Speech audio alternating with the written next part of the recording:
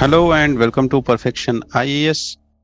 तो आज हम परफेक्शन आईएएस की यूट्यूब चैनल पे अपनी सीरीज में द हिंदू एनालिसिस देखेंगे। आज 5 अगस्त है, Saturday 2023। So before beginning the Hindu analysis in today's newspaper, we are going to cover these static topics as well, as we have this common convention that हम static के साथ current affairs के साथ साथ static भी cover करते हैं। और current affairs में भी हम जितने भी डायमेंशंस होते हैं हर एक न्यूज़ के, वो सारे डायमेंशंस को कवर करते हैं। न्यूज़ का इंटरलिंकेज, पिछले 5 दिन से न्यूज़ कैसे चलती आ रही है, कैसे एक न्यूज़ डेवलप होती है, ठीक है, हर एक चीज़ को ट्रेस किया जाता है इस न्यूज़ एनालिसिस में। और we should start this news analysis of 5 August 2023। So पहला न्यूज़ जो आया था, it was about the conviction of Rahul Gandhi, about the remarks which he passed lately about the Modi surname. ठीक है, तो इस केस में हुआ ये था that earlier the Surat court, जिसने the Congress leader was sentenced to a 2 year jail, due to which he was disqualified from being an MP to the House of the Parliament. तो अब उसमें लोकसभा का डिस्क्वालिफिकेशन हो गया था। Now without like going much into the politics, let's stick to the syllabus only and check what are the provisions about the disqualification in Constitution of India. कुछ provisions disqualification के आपको लक्ष्मीकांत पे मिल जाएंगे, but some of them which we are discussing here may not be there on the Laxmikanth also. ठीक है, so article 102 of the Constitution provides for the provisions of disqualification. ठीक है, एंड आर्टिकल 102 में लिखा क्या गया है, that it specifies that a person shall be disqualified for contesting election and being a member of the parliament on certain conditions. अब conditions क्या क्या है? पहली कंडीशन है office of profit. If he is holding an office of profit besides being a member of the parliament, so he will be disqualified from being the member of parliament. This office of profit can be under union government or under the state government, any of them, except that he is holding the power of or he is holding the office of being a minister. ठीक है, अगर ये minister बन जाता है, then he will not be disqualified. Second condition is unsound mind.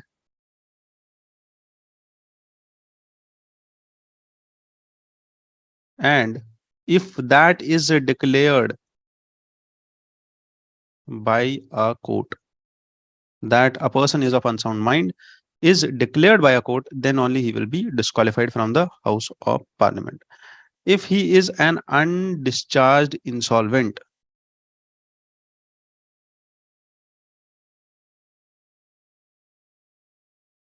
ठीक है, अगर वो अनडिस्चार्ज्ड इंसॉल्वेंट है तो ठीक है, अभी तक उसके जो जो कन्विक्शन लगा है किसी भी केस में, अगर वो किसी भी केस में चाहे वो इम्प्रिजनमेंट हो या बेल पे बाहर आया हो, जब तक वो कन्विक्शन क्लियर नहीं हो जाता, जब तक वो सजा पूरी नहीं हो जाती, जब तक वो डिस्चार्ज नहीं हो जाता उस क्राइम से, तब तक he can not be a member of the parliament. Then if he is not a citizen of India, जिस टाइम पे बना था उस टाइम पे सिटीजन था, बट जिस टाइम पे इलेक्शन कंक्लूड हुआ उस टाइम पे भी सिटीजन था, but after some point of time he renounces his citizenship or takes adopts citizenship of some other country, at that point of time he will lose out from the membership of the house also. If he is disqualified,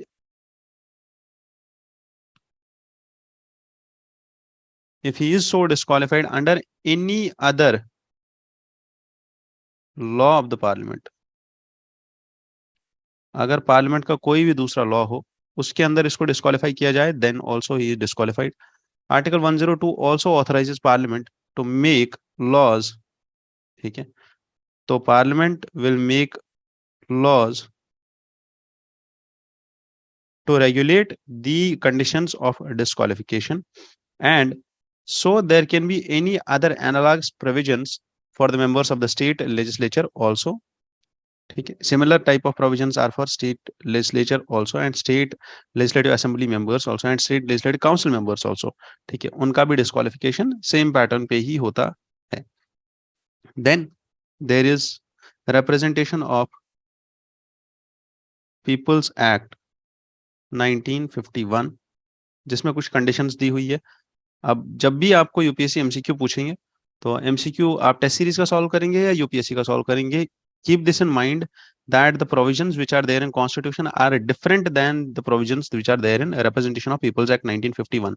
अब जब भी आपसे MCQ पूछा जाएगा तो इन दो provisions को intermix करके पूछा जाएगा। ऊपर वाली लाइन में लिखा होगा these are the provisions mentioned in constitution, ठीक है, about the disqualification of a member. नीचे होंगे 1 2 3 और 4 स्टेटमेंट, इसमें से 2 होंगे ऐसे जो रिप्रेजेंटेशन ऑफ पीपल्स एक्ट से होंगे और ये होगा कॉन्स्टिट्यूशन से। At that point of time you need to differentiate between all of these, that which one is from the constitution and which one is from the RPA 1951। अब RPA 1951 में क्या provisions है वो देखते हैं। आरपीए 1951 में first is disqualification on the basis of imprisonment, है ना, अगर इम्प्रिजनमेंट हुआ देन डिस्क्वालिफिकेशन। इम्प्रिजनमेंट या जेल कितने साल की हो गई? 2 साल की, 2 इयर्स। ठीक है, 2 साल की जेल हो गई या 2 साल से ज्यादा की जेल हो गई, 2 इज द मिनिमम, और 2 साल से ज्यादा की जेल हो गई तो डिस्क्वालीफाई। अब अगर आप ये देखो डेफेमेशन का केस, है ना, जो पॉइंट सुप्रीम कोर्ट ने हाईलाइट किया है यहाँ पे, that the Surat court gave the maximum term under defamation is 2 years. ठीक है, और 2 साल ही इनको डिस्क्वालिफिकेशन के लिए चाहिए थे यहाँ पे, to disqualify the Gandhi from the house. ठीक है, so then if the person is disqualified, the person is disqualified for the period of imprisonment and a further 6 years, तो 2 साल के लिए तो डिस्क्वालीफाई हो ही जाएगा, प्लस 6 more years। ठीक है, so exception for those who are the sitting members is that they have been provided a period of 3 months from the date of conviction to appeal and the disqualification will not be applicable until the appeal is decided। ठीक है, तो disqualification तब होता है जब conviction हो गया, conviction के 3 महीने तक this member remains a member, और 3 महीने के बाद जब तक ये अपील करते हैं कोर्ट में और बाकी सारी चीजें प्रोसेस आउट हो जाती है, तब तक ही इज नॉट डिस्क्वालिफाइड, और 3 महीने के बाद ही gets removed from the house. And on the basis of defection arising to disqualification arising due to defection, तो एंटी डिफेक्शन लॉ है हमारे पास which is in the 10th schedule, जिससे डिस्क्वालिफिकेशन हो जाती है due to defection. And what do we mean by defection? Defection means defecting on the terms of party or election or the mandate given by public। तो जिस party के ticket पे, जिस party के मैंडेट पे आपने इलेक्शन लड़ा, उस पार्टी को अगर आप डिफेक्ट कर जाते हैं, अगर आप उस पार्टी को छोड़ जाते हैं, अगर आप उस पार्टी से दूर हो जाते हैं, अगर आप मेंबरशिप छोड़ देते हैं, ठीक है, या स्विच करते हैं parties, eight that point of time you will be considered you will be disqualified by the speaker of the house, you will be disqualified on the basis of defection। ठीक है, such provision and such a law, anti-defection law, which is there in the 10th schedule, was introduced just to curb the politics of ayaram gayaram।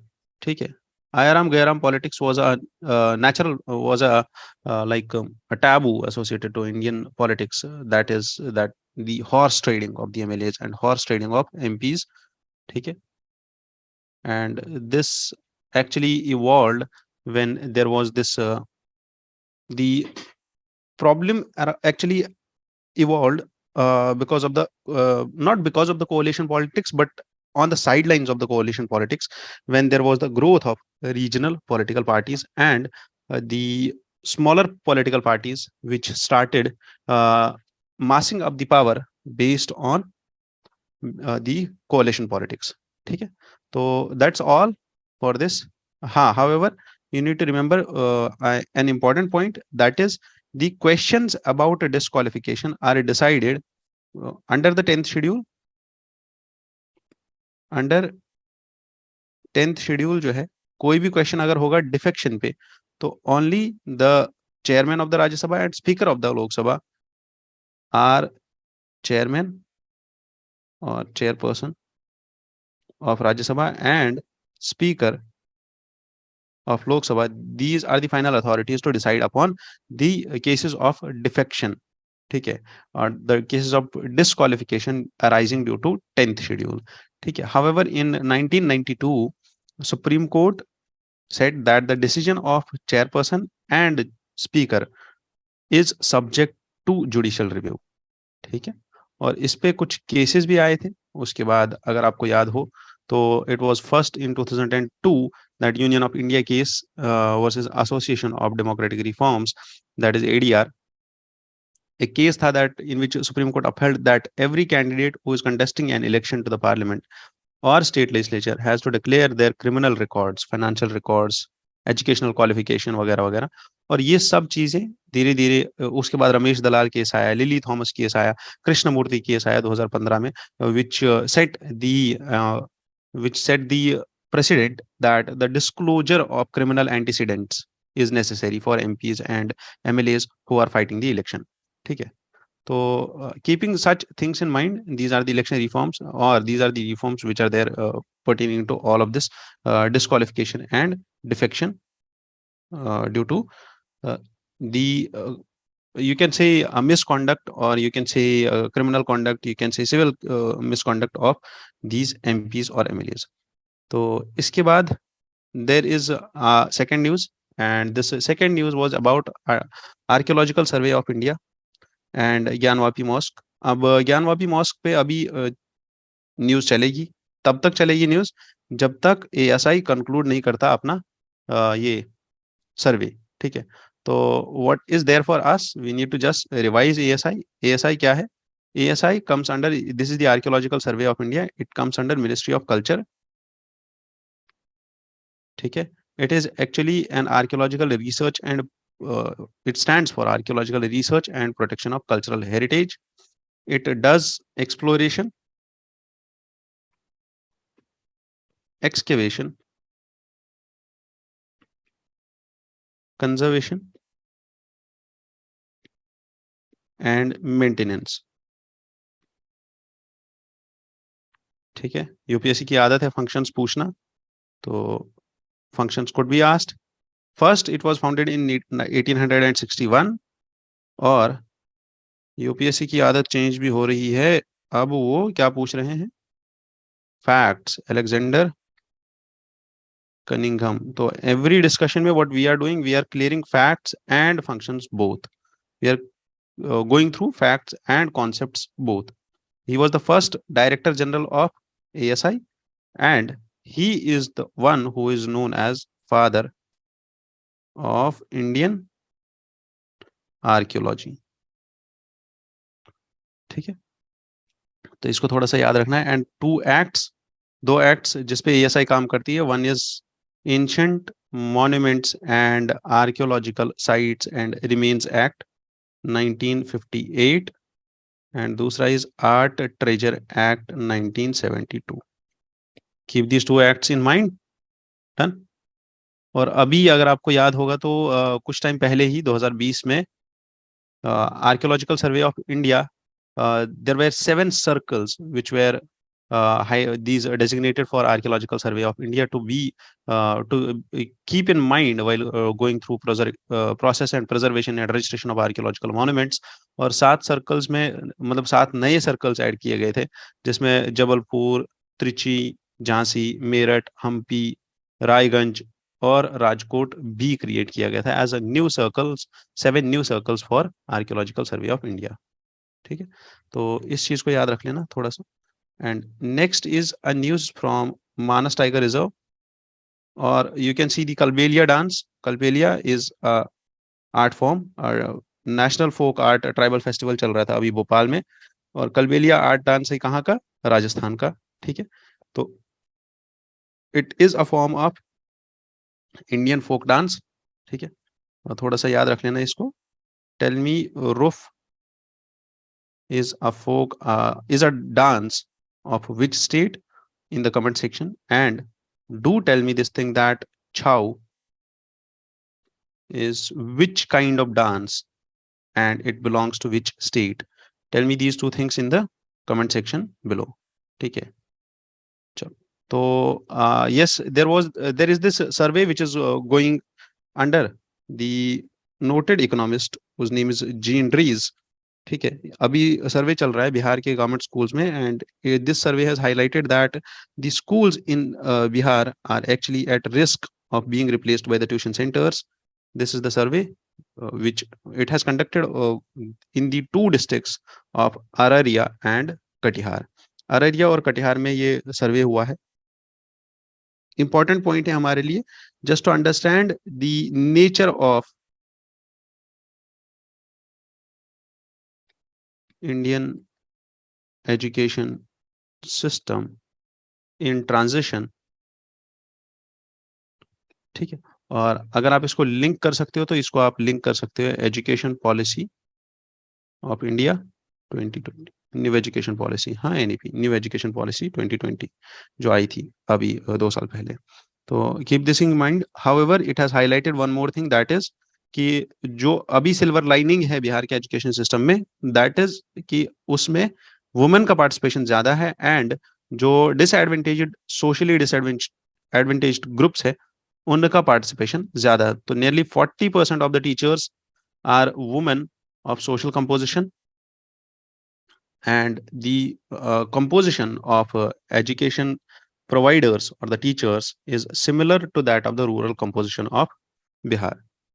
Coming to the Manas Tiger Reserve, Manas Tiger Reserve has 63% short of section staff as was told by the environment minister. तो staff यहाँ पे बहुत कम है. क्यों staff कम है? क्योंकि recruitment नहीं हो रहा है, बहुत सारे पोस्ट वेकेंट है. मानस टाइगर रिजर्व कहाँ पे है? Manas tiger reserve is in Assam, and Manas tiger reserve जो है कहाँ पे है? असम में है. This is a very old animal habitat in India. More than a century ago in 1905 it was proposed to be the reserve forest, and इसको बनाया गया Manas wildlife sanctuary in 1928. ठीक है, इतना पुराना है ये. 1928 में इसको वाइल्ड लाइफ सेंचुरी डिक्लेयर कर दिया गया था, और 1973 में इसको बनाया गया. It's among the India's first tiger reserves under the project tiger. तो उस टाइम पे इसको मानस टाइगर रिजर्व बना दिया. कब? 1973 में. Thereafter in 1985 this reserve got the status of World Heritage Site by UNESCO. ठीक है, for its outstanding universal conservation values. ठीक है, तो अभी मानस अगर आप देखो तो टोटल में this comprises a biosphere reserve, and it was declared as a biosphere reserve in 1989. It became a biosphere reserve, and 1990 में मानस was declared as a national park with a core area of 500 square kilometers. ठीक है, 1990 में ये बन गया क्या? National park. ठीक है, done. Keep these facts in mind. And now Manas is also famous for its elephants, and therefore in 2003 it was declared as an elephant reserve. ठीक है, और उसके बाद under the one India Rhino Vision 2020, Manas was reintroduced with famous one-horned rhinoceros in 2006. ठीक है, और 2006 में यहाँ पे रीइंट्रोड्यूस किया गया क्या? One horn rhino. और Manas being the strategic location of tiger corridor on the eastern Himalayas, this tiger reserve is currently marked as critical tiger habitat.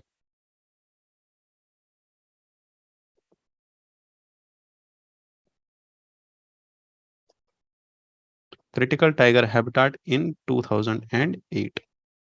This was declared as critical tiger habitat since 2008. और tiger source site of the for the conservation in 2014 में भी इसको recognition मिला as tiger source site. And अगर आप देखो तो currently it's also known to be the outstanding landscape variations within the territory which joins Bhutan in the north and Assam in the south। ठीक है। देन टाइगर रिजर्व कंजर्वेशन में अगर आपको कुछ और पढ़ना है तो I guess this Manas tiger reserve जो है इसका आप थोड़ा सा मैप पढ़ लेना and check for the rivers which are there in the which are there flowing through the Manas Tiger Reserve, and that will be all for you if there are rivers which are flowing through this Tiger Reserve। ठीक है। And अगर आप यहाँ पे देखो तो currently जो अभी एस्टिमेट हुआ है दैट यहाँ पे कितना ज्यादा ये शॉर्टेज है स्टाफ का, तो 63% स्टाफ शॉर्ट है। एंड यहाँ पे जितने भी राइनोज और एलिफेंट्स हैं, अगर आप देखो तो यहाँ पे ये हाईलाइट कर रहे हैं that there was poaching of elephants as well as rhinos also, as the skeletons were found of rhinos, dead rhinos। ठीक है। तो इस चीज को थोड़ा सा हाईलाइट किया गया है यहाँ पे, आप इसको देख लेना थोड़ा सा। And then moving to the next editorial, moving to the lead editorial of this newspaper. The lead editorial is about this lead editorial is about the nuclear deterrence। ठीक है। एंड न्यूक्लियर डेटरेंस पे हमने कल भी एक article पढ़ा था। ठीक है।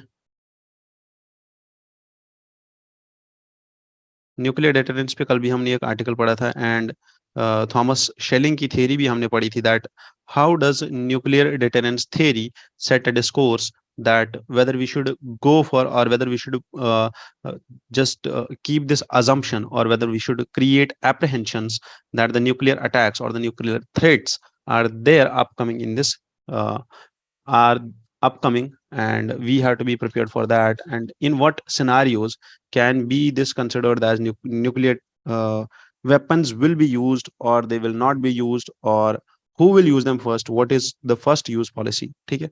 तो कल का एडिटोरियल जो आया था दैट टू वाज इम्पोर्टेंट और आज का भी इम्पोर्टेंट है। ठीक है। Now this author here, her name is Priyanjali Malik. She is an author of India's nuclear debate, exceptionalism and the bomb। ठीक है। And she highlights that how this word nuclear is this nuclear use would be a global problem। ठीक है। अगर किसी ने भी इस nuclear weapon का यूज किया तो this will be a global problem and that is the basic concept behind the nuclear deterrence. ठीक है। अगर कोई भी इंसान यूज करता है, कोई भी एक कंट्री यूज करती है इसको, ठीक है, एक जगह से स्टार्ट होता है, एक जगह से अटैक होता है, एक कंट्री अटैक करती है किसी छोटी सी कंट्री पे, तो that will lead the chain of reactions and that will lead to the domino effect which will I guess vanish 80% of the human civilization which is living on this planet Earth। Now, the author highlights here the perspective of political scientist whose name is Nina Tennenwald, and Nina Tennenwald has defined the nuclear taboo as coalescing norm against the using of nuclear weapons because these weapons are seen as so beyond the pale that there are almost no circumstances in which there can be the use can be justified। तो कोई भी ऐसा circumstance नहीं आ सकता है जिसमें आप ये जस्टिफाई कर सकते हो whether they are using only see there is a difference between first use and the use of nuclear weapons, that is the second strike capability जिसको हम बोलते हैं। ठीक है। तो second strike is that the one who is using nuclear weapons for the first time and the one who is approaching with the nuclear weapons to attack, ठीक है, जो ऑफेंसिव न्यूक्लियर अटैक करेगा, that is the point which is highlighted here कि in no circumstances, ठीक है, जब तक वो चीज ना आ जाए, कोई भी चीज ऐसी नहीं आ सकती है इस दुनिया में that you will justify use of the nuclear weapons. तो दैट इज ऑल जो यहाँ पे अभी तक डिस्कस हुआ है इस आर्टिकल में। ठीक है। That the use can not be justified. ठीक है। Because the destruction which it created last time in Hiroshima and Nagasaki, that is massive and that the brunt of that destruction is still being faced by the people there in Japan. इसके बाद the author here highlights testing these notions. तो Russia का invasion अभी Ukraine पे जो चल रहा है उसमें बहुत ही ज्यादा एस्केलेशंस हुए थे। कल भी हम ये पढ़ रहे थे, न्यूक्लियर एस्केलेशन। ठीक है। or the escalation towards the use of nuclear weapons, and that escalation since February 2022 till now is there. Or author gives an analogy between the earlier जो उस टाइम के US president Ronald Reagan and Mikhail Gorbachev of Soviet Union. At that time, they decided that they will not go for a nuclear war, and they highlighted this thing that a nuclear war cannot be won and must never be fought. ठीक है। तो जो भी इसको start करेगा, everyone will lose out. ठीक है। It's not that anyone will win this war and anyone will survive. Or हाँ, there are apprehensions in the globe going around that some people have created the nuclear proof bunkers, some have rented space, some have rented some rockets to go to the space and they will live there. Or there are science fiction movies which highlight this thing that some 100 or 1 lakh people will go to the space and rest of all the earth will just get destroyed and all of that. But that's all science fiction. Just that is something which is beyond our academics. So our academics highlight this thing that yes, this war can never be won. ठीक है। और इस point को हम use करेंगे अपने answers में when it comes to nuclear deterrence. तो Russia was raising the spectre of nuclear Armageddon in Europe recently in 2021।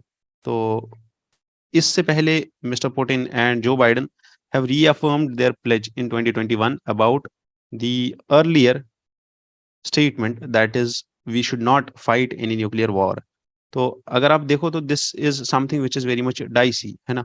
or when it comes to power struggle, or when it comes to war, or when it comes to arms war or arms race, है ना, when it comes to dominance or when it comes to power hegemony, so it said that power corrupts and absolute power corrupts absolutely.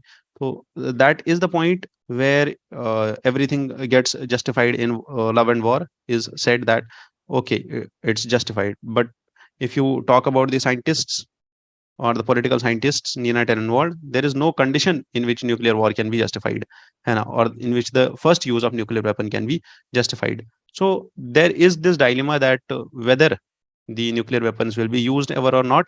However, अगर आप India या अगर आप cold war का time देखो, ठीक है, Washington earlier also made it abundantly clear that any nuclear use by any country or by Russia for that matter, अभी तो रशिया का डिबेट चल रहा है, अगर किसी भी इंसान रशिया ने अगर कहीं पे भी यूज किया न्यूक्लियर वेपन्स का, तो this will be met very strongly with a commensurate response. ठीक है।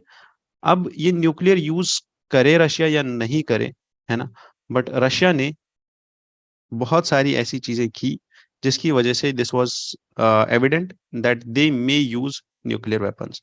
ठीक है। Because they started with a drill, they started with massing up weapons, they started with special regime of combat duty and all together. However, no such similar response was there by the United States, and this is something जो maybe हो सकता है trigger कर जाता या नहीं कर जाता, but the author here highlights that thing. हाँ, आपको जो एग्जाम के लिए जरूरत है, that is one is this point, another is this point, and the third one is this point from entire editorial. ठीक है। Moving to next editorial, which is about the Saudi-Israel rapproachement, and this is our triangle, that is America, Saudi Arabia and Israel. ठीक है। जहां पे diplomatic tables पे these three are being discussed by the retired Indian ambassador whose name is Mahesh Sachdev. अब ये क्या discuss कर रहे हैं यहाँ पे, और ये किस चीज का वाइडर इम्पैक्ट और इस चीज का इम्पैक्ट इंडिया पे क्या है, that is all what he is discussing about. Particularly यहाँ पे दो चीजें डिस्कस हो रही है, one is this Abraham accord and another is if you see the hyphenation policy of India or the de-hyphenation policy of India which is there. तो अभी क्या हो रहा है, अभी there is this debate between US on one side, Saudi Arabia on other side and Israel on the other side. ठीक है।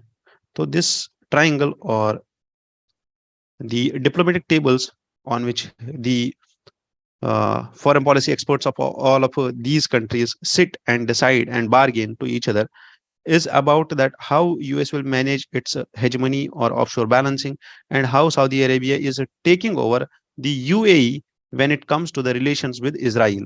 What actually US wants is Saudi Arabia recognizing Israel as the first Jewish state, and then, however, अगर आप देखो तो in the Israel itself there are some reforms जिसमें, or there are some points which highlight, just as the Mr. Netanyahu, he being a member of the extreme political right wing, is determined for one is the Jewish settlements on the occupied West Bank. ठीक है, उसको वहां पे चाहिए पूरा Jewish settlement on the West Bank, plus judicial independence को खत्म करने के लिए जो अभी पिछले हफ्ते एक अमेंडमेंट हुआ है. ठीक है, they brought in a law in which judiciary, the powers of judiciary to held or to hold the actions of executive unreasonable, ठीक है, और irrational, कि अगर कोई भी ऐसा, this is similar to the judicial review power of Indian judiciary, वैसा ही एक पावर इजराइल की जुडिशियरी पे था, that they can hold the actions of executive as unreasonable, है ना. और वो वाला पावर जो है दैट वाज टेकन बैक, और the amendment in the constitution there, the law once passed will take away the power of judiciary. So the independence of judiciary and occupation of the West Bank, both are such things जहां पे US strongly oppose कर रहा है किसको, Israel को. However, one more dilemma is there that अगर Saudi और Israel के relations बढ़े तो then what will be there in the Islamic world at the larger scale. ठीक है, तो इस्लामिक वर्ल्ड में क्या होगा, और who will follow and who will not follow this new precedent of Saudi being more tilted towards what, towards this Israel, and what will be the future of the Israel question. That is what author here says is the wider debate and wider impact. और क्या है wider impact? That first is the Palestinian cause, जिसको support कर रहे थे the extremists and polarized countries like Iran, Syria, Hezbollah, Hamas, Islamic State, Al Qaeda, Pakistan. They were supporting that thing, that the Palestinian cause, है ना, that the Palestinian freedom and the reinstation of Palestinian state. तो these are the two questions which are there on the diplomatic tables, जिनको हमें समझना है. However, author here says कि Saudi के initiatives कुछ और यूएस के कुछ initiatives plus the convergence of all the motives in one table. अब ये क्या बोलते हैं? सबसे पहली चीज, US Saudi energy for security compact 1945 में हुआ. उसके बाद सऊदी ने क्या किया? ईरान के साथ मीडिएशन किया थ्रू चाइना, रशिया को लिया under OPEC plus, plus Saudi also returned to Syria. ठीक है, return of Syria to the Arab fold, Syria integrated into the Arab fold, and the question of Syria was raised at the Saudi initiatives. तो such initiatives are there जो Saudi Arabia ले रहा है बहुत time से. ठीक है, second thing is that the White House has waged a concerted campaign to persuade Saudi Arabia to normalize its relations with Israel. ठीक है, अब ये जो persuasion चल रहा है that the normalization of relations between Saudi Arabia and Israel, अब इसमें आगे क्या हो रहा है, that first time the meeting was held in the NEOM, which is the new future city of Saudi Arabia. वहां पे US president, US secretary sorry Mike Pompeo. However, इस मीटिंग के बाद there was not this meeting got some traction, है ना, for the US and Saudi Arabia, while the Saudis have not rejected the idea, that is out of the hand, that is they have reportedly put forth daunting preconditions said to include NATO like US.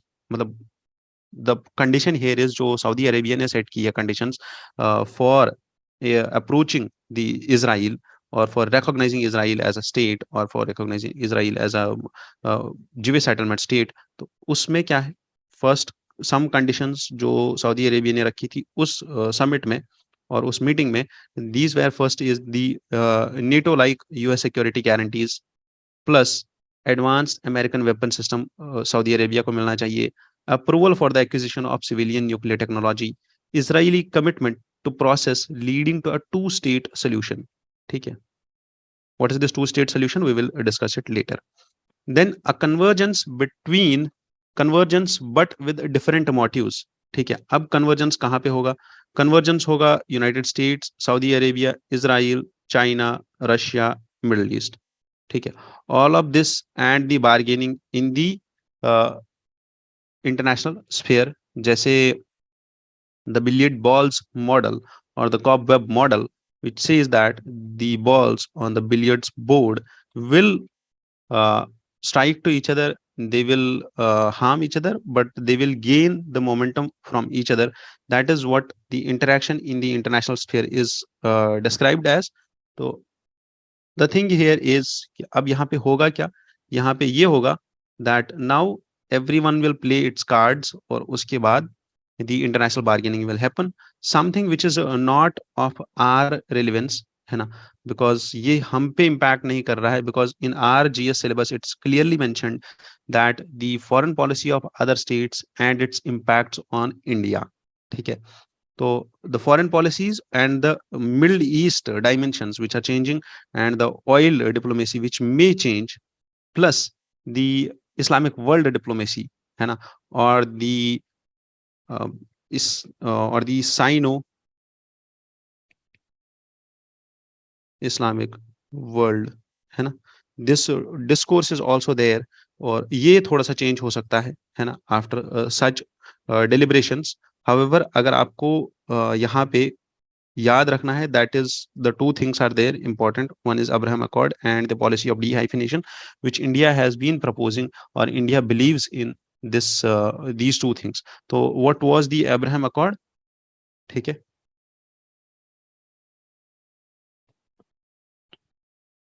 Abraham Accord is the collective agreement between US, UAE and Israel, and this was signed in September 2020। The accord was later extended to Sudan, Bahrain and Morocco। ठीक है, and the accord or the Abraham Accord marks the first normalization of ties between Israel and the Arab countries। तो इस accord के बाद three major monotheistic religions of the world, ठीक है, three major monotheistic religions, the religions which believe in only one god, one is Islam, Christianity and Judaism।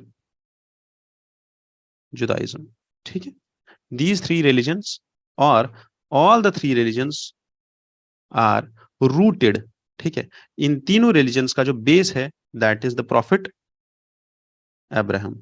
ठीक है, all of the three religions are based from the prophet Abraham, so thus this designation is given to the Abraham Accord, इसलिए इसका नाम पड़ा है Abraham Accord, and this Abraham Accord installs sorry the mentality of the Islamic fraternity and the brotherhood in their minds। ठीक है, तो इस चीज को याद रखना है, और इसके बाद the policy of dehyphenation or the India's policy of dehyphenation is simply, if I put it, ठीक है, अगर मैं आपको सिंपल समझाऊं what is the policy of dehyphenation, is that India का जो फॉरेन पॉलिसी है towards Israel and Palestine is that we will engage with the two of them, है ना, but independently। so independent engagements, that is Indian relations with Israel and Palestine will not be dependent on the relations which they are maintaining between themselves। ठीक है, अगर आपको इसको और easily समझना है तो वो ये है कि जो इंडिया के बेस्ट इंटरेस्ट में चीज होगी, चाहे वो इजराइल से रिलेटेड हो तो वी विल डू दैट, अगर वो पैलेस्टीन से रिलेटेड हो तो वी विल डू दैट। ठीक है, and that is the policy of डिहाइफिनेशन।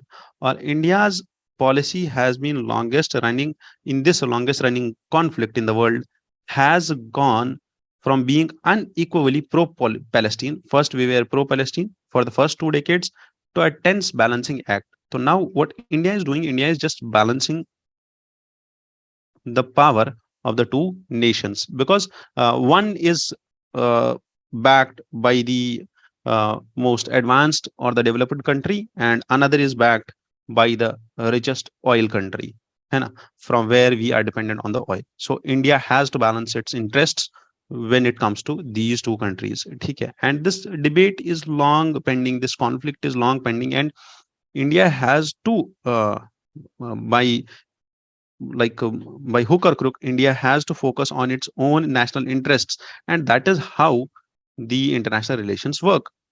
There are only national interests in the international relations, and there are no international interests. Then again, जैसा मैं हमेशा आपको recommend करता हूँ, this ground zero report, है ना, this ground zero report brings you the actual case study from the ground, ठीक है.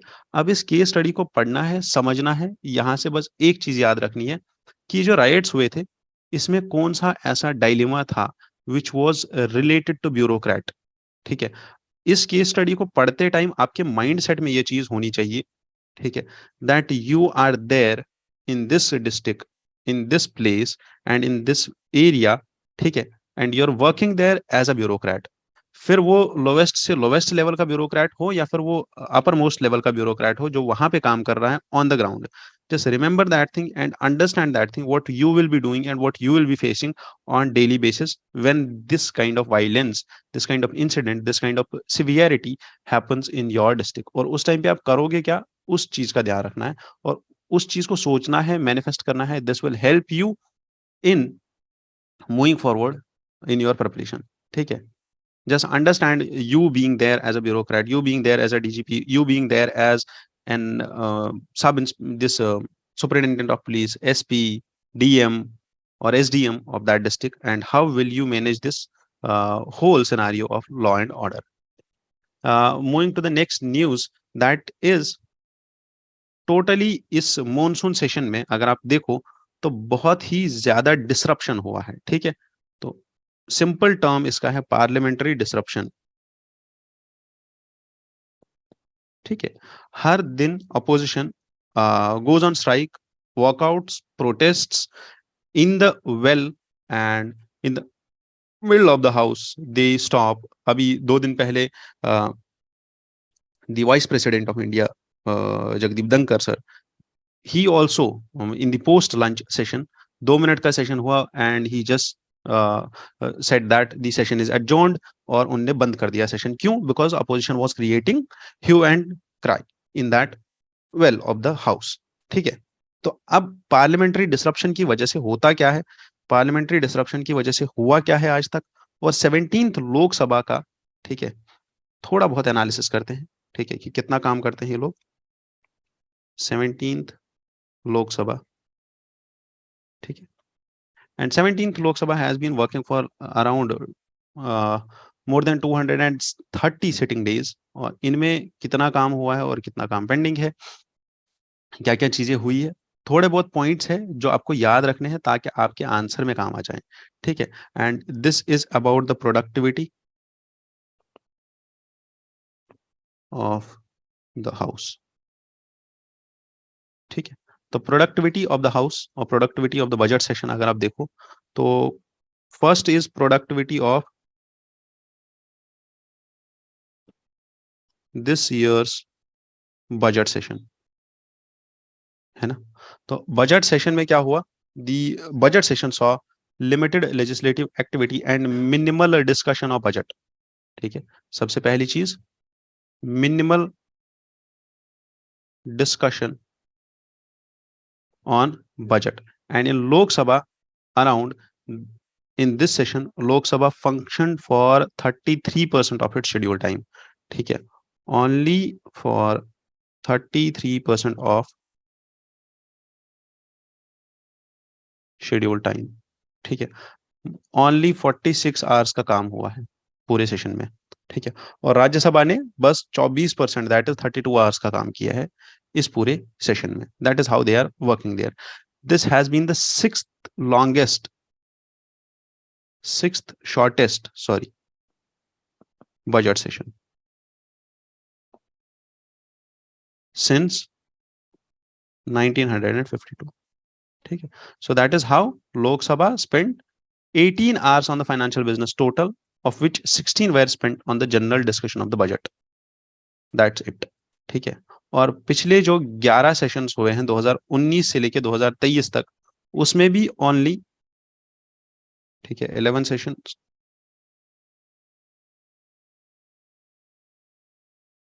इसमें भी only if you see 150 bills were introduced or 131 bills were passed. ठीक है. And in the first session 38 bills were introduced and 28 were passed.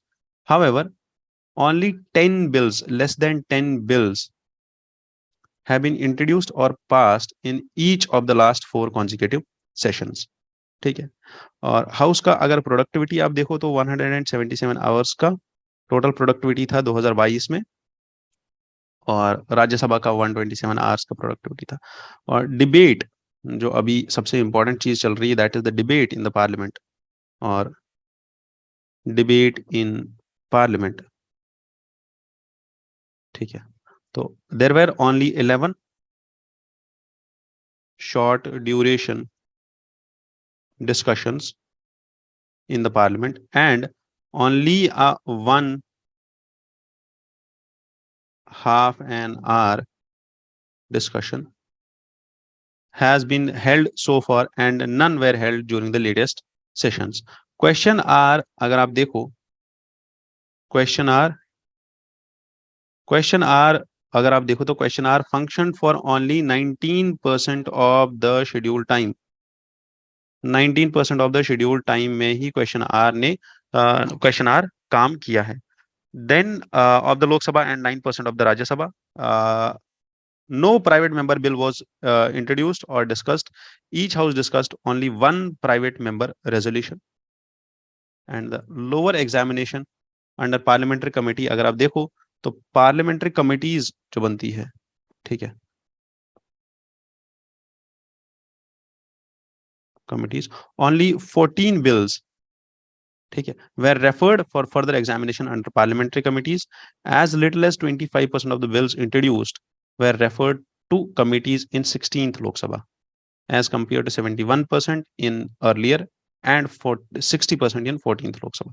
तो अगर आप देखो तो only 14% bills, or 14 bills, which was only around 25% of the bills, 25% of bills in 16th, and these 14 bills only in the 17th Lok Sabha session, in the 17th session, or in the 17th Lok Sabha total.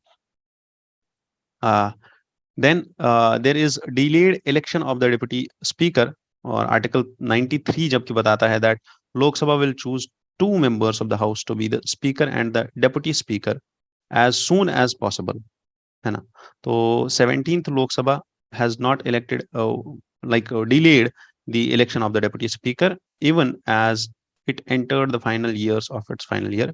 तो हम तो deputy speaker का election भी थोड़ा सा delay कर दिया था इस बार. सो पर्टिकुलरली अगर आप रीजंस देखो तो रीजंस क्या है इस चीज के, कम फंक्शन करने के या कम प्रोडक्टिविटी के, है ना.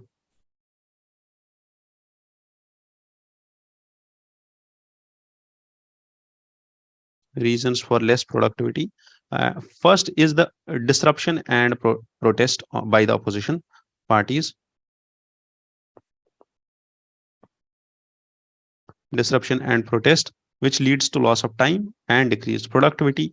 और disruption and protest अगर आप देखो तो सबसे पहले CAA पे चल रहा था, फिर NRC पे चलने लग गया, फिर फार्म लॉज पे चलने लग गया, और अब मणिपुर पे चल रहा है. ठीक है. तो इतने सारे इश्यूज हैं जिन पे डिसरप्शन हमेशा ही होता रहता है, वॉकआउट हो जाता है, हर एक चीज हो जाती है.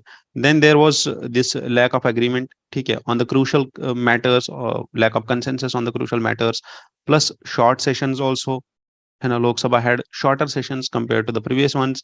मतलब अभी आपने देखा that only 11 such sessions were held, and this all leads to delayed legislation, or the legislation gets postponed, bills get postponed, और ऐसे ही चलता रहता है. and all of this leads to diminished or decreased public trust.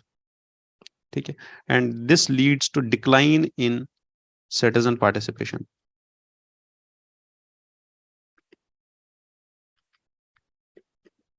And altogether, this will decrease the health of democracy, because democracy is all about the participation of the people, है ना? And this eventually will lead to wastage of taxpayers' money, and this will hamper the growth and investment and development of the country. ठीक है, and out of all of this, what we need to do is the members of the parliament need to professionalize. Professionalism, decorum, and prioritizing the role of representatives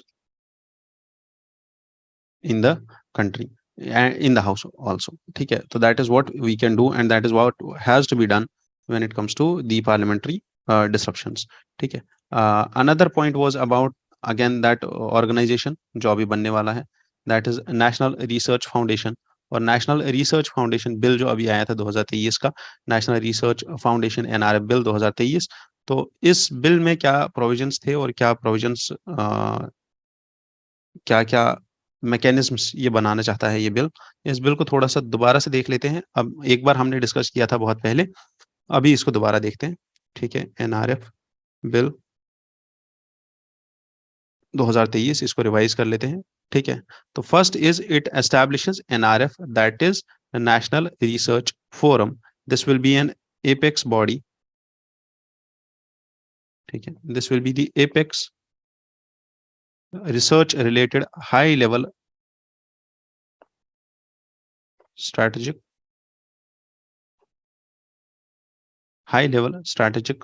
body or high level strategic decision making body for the scientific research. ठीक है, and this was recommended to be set up by national education policy, and this body will be set up with a funding of 50,000 crores for 5 years. 5 साल में इसको हर साल 10-10 हजार करोड़ दिया जाएगा। 2023 से लेके 2028 तक ये फंडिंग चलेगी।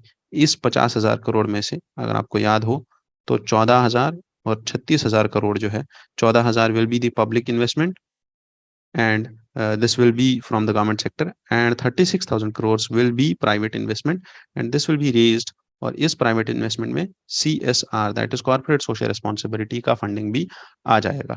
ठीक है, डन, यहां तक हो गया हमारा। Plus there is a provision to subsume the science and engineering research board which was set up earlier by the act of the parliament in 2008। ठीक है, उसको सबस्यूम किया जाएगा किसके अंदर, एनआरएफ के अंदर, और consolidation of the research eight national level will be done. ठीक है, और ये एनआरएफ जो है, the department of science and technology will be the administrative department of NRF. ठीक है, and this will B governed by the governing board, और NRF का होगा अपना एक governing board which will be of eminent research and professionals, or prime minister will be ex officio president of the board। ठीक है, plus इसमें जो members होंगे, first will be the union minister of science and technology, second will be the union minister of education, and union minister of education जो होगा, first is minister of science and technology, union minister of education, and there will be this union minister of education will be the ex officio vice president। ठीक है, PM will be the ex officio president, और union minister of education will be the ex officio vice president of this body। NRF will be functioning and will be governed by an executive council.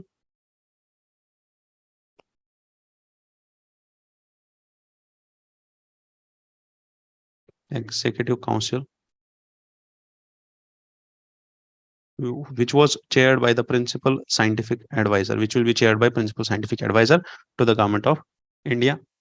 इस body का जो main उद्देश्य है, जो main objective है, so the main objective of this body is about the scientific research, and this scientific research will be conducted and funded equitably with the greater participation from the private sector, plus there will be policy frameworks which will be put in place.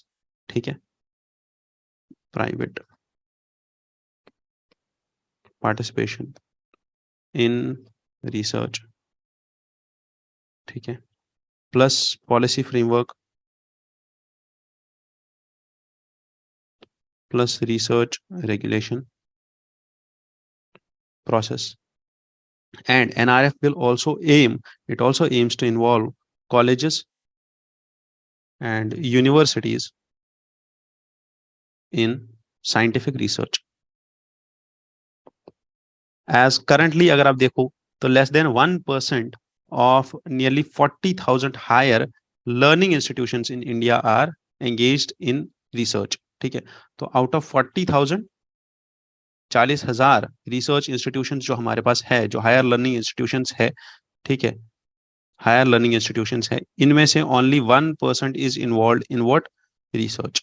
ठीक है, तो इसीलिए NRF जैसे reforms लेके आ रहे हैं. Done. तो अगर आप अभी देखो तो हमारे पास और भी थोड़े बहुत इनिशिएटिव्स है, initiatives for research and development in India. First is sign language astrolab. ठीक है. Second is council of scientific and industrial research, CSIR का national physical laboratory. Plus we have 1 week 1 lab initiative also. We have science and heritage research initiative also. We also have Institute of Advanced Study in Science and Technology. We have mission on advanced and high impact research. ठीक है, सच are the initiatives. अगर आपको ये पढ़ने हैं तो थोड़ा सा इनको गूगल करके आप पढ़ लेना, बिल्कुल हल्का सा, कोई उतना भी ज्यादा इंपॉर्टेंट नहीं होगा इनको डिटेल में जानना. बट हाँ, अगर आपने इनको अपने आंसर में लिख दिया थोड़ा सा याद करके, तो आपको बहुत हेल्प हो जाएगी. ठीक है. अभी हमने देखा था कुछ दिन पहले that there were provisions and there were reforms related to midwifery program. ठीक है, और अभी union health ministry is opting for this thing that we will internationalize the education, that is the internationalization of education, by allowing the nursing students to study foreign languages so that they can find educational and employment opportunities in areas outside also. And the last news of today is from which was yesterday. कल ये front page पे था ये news that government has decided to ban and government has banned the imports of laptops and personal PCs. और ये ban कर दिया है गवर्नमेंट ने. तो इसके बाद क्या होगा? इसके बाद ये होगा कि जो ट्रांजिट में चीजें थी, the in transit hardware shipments जो आ रही थी, उनको रोक दिया कस्टम के ऑफिसर्स ने. कहाँ पे? पोर्ट पे ही, है ना. तो दैट इज समथिंग जो इम्प्लीमेंटेशन का पार्ट होता है. यूनियन गवर्नमेंट ने डिसीजन ले लिया, तो अभी जो निकला हुआ माल था, जो रास्ते में था, वो तो आएगा ना फिर भी, है ना. तो इसीलिए जो हमारा directorate general of foreign trade है, directorate general of foreign trade, इन्होंने बोला that we will suspend this thing, this import curbs till November 1, so that all the things which are there in transit, which are there still pending, will be received easily. उसके लिए licence नहीं चाहिए होगी, है ना. जो इस date से पहले वहां से निकल गया होगा, ट्रांजिट में होगा, तो उसका लाइसेंस नहीं चाहिए होगा. उसके बाद ये बैन लग जाएगा. ठीक है. तो अगर आपको देखना है ना, तो this restriction came into effect immediately from August 3rd. August 3rd से ही ये स्टार्ट हुआ था इसको बैन कर देना, बट उसके बाद कुछ कुछ चीजें हुई ऐसी जिसकी वजह से ये अभी थोड़ा सा स्टे लगाना पड़ा इस पे, है ना. Why are we doing such things? Because of the high and heavy reliance of on imports from China, है ना. चाइना से हम बहुत ही ज्यादा चीजें बहुत ही ज्यादा इलेक्ट्रॉनिक्स इंपोर्ट कर रहे हैं, ठीक है. तो now the thing is the restrictions जो अभी है, जो अभी लगाई गई है. तो अगर आप पिछले साल का देखो, ठीक है ना, रेस्ट्रिक्शंस पे बाद में आते हैं, तो पिछले साल के जो इंपोर्ट्स थे last year, the import of electronic goods increased last year to $6.96 billion, ठीक है. And with a share increase of 4 to 7% जो है ओवरऑल इंपोर्ट्स का, जो है हम इंपोर्ट कर रहे हैं क्या? इलेक्ट्रॉनिक्स. अब इस इलेक्ट्रॉनिक्स के इंपोर्ट को वी नीड टू डोमेस्टिकेट, है ना. तो हमने क्या करना है? डोमेस्टिक प्रोडक्शन करनी है, ठीक है. तो डोमेस्टिक मैन्युफैक्चरिंग को बढ़ाने के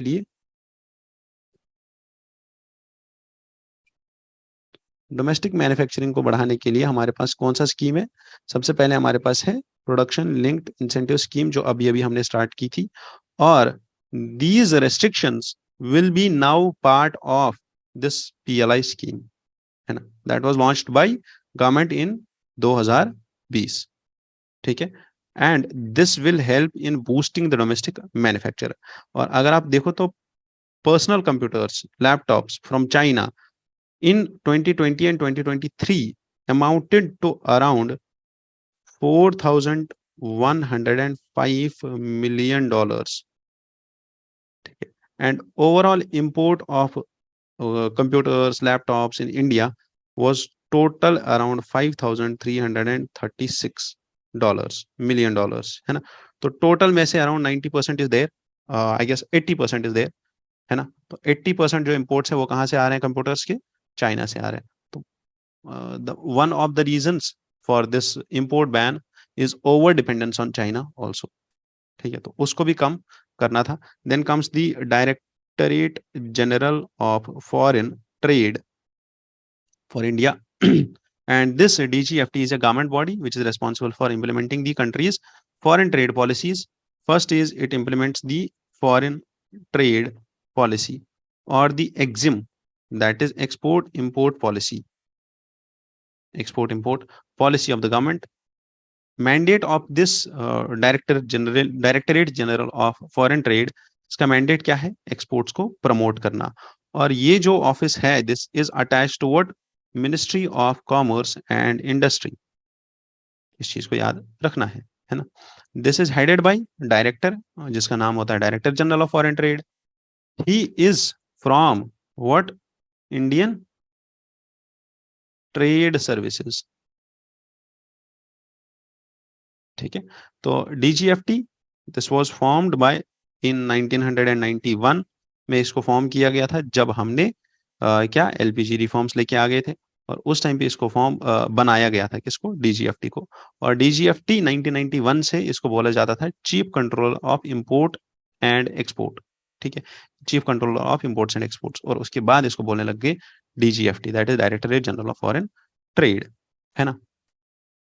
And I guess this is it. And this Directorate General of Foreign Trade also helps in the facilitation to the exporters in connection to WTO agreements, है ना. तो जितने भी डायरेक्ट एग्रीमेंट्स होंगे उन सब के लिए इसका हेडक्वार्टर जो है is in New Delhi.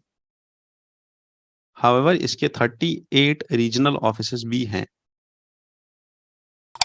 Which are there all around the country, ठीक है. Done. Yes, and that's it for today. और आज के लिए इतना काफी था. और आज के लिए I wish you all the best for your day ahead, and I wish you all the best for all your future endeavors for your UPSC. Good luck to all of you and do prepare well. You have any queries, you can relate it to UPSC 2023 mains, UPSC prelims and mains 2024, or the strategies for 2025, 2026 or 2027, anything, if you are a college going student or you already have started from the college itself or you have passed out of the college और आप अभी start कर रहे हो तैयारी, आपको कोई भी इशू आ रहा है, 9031036712 is our helpline number. You can connect on this helpline number and they will help you, guide you through counseling, and they will also connect to me.